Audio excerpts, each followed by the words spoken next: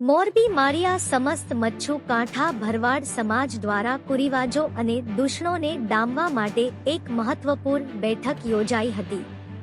મહેન્દ્રપુરામાં આવેલા મચ્છુ માતાજીના મંદિરે મળેલી આ બેઠકમાં સમાજનું સર્વાનુમતે બંધારણ નક્કી કરવામાં આવ્યું છે. આ બંધારણનો ભંગ કરનાર વ્યક્તિને 5 લાખ રૂપિયાનો દંડ ફટકારવામાં આવશે. જો દંડ ભરવામાં નહીં આવે તો તે વ્યક્તિને નાત બહાર મૂકીને તેની સાથેના તમામ સામાજિક વ્યવહાર બંધ કરી દેવામાં આવશે. આટલું જ નહીં, બંધારણના નિયમોનો ભંગ કરનારની માહિતી આપનાર સમાજના વ્યક્તિને રોકડા 21,000 રૂપિયાનું ઇનામ આપીને સન્માનિત કરવાનું પણ સર્વાનુમતે નક્કી કરાયું છે.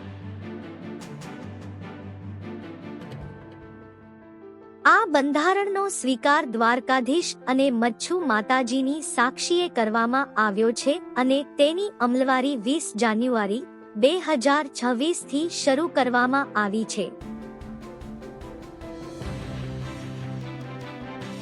આ માહિતી આંદરણા ગામના આગેવાન દાનભાઈ ભરવાડે આપી હતી.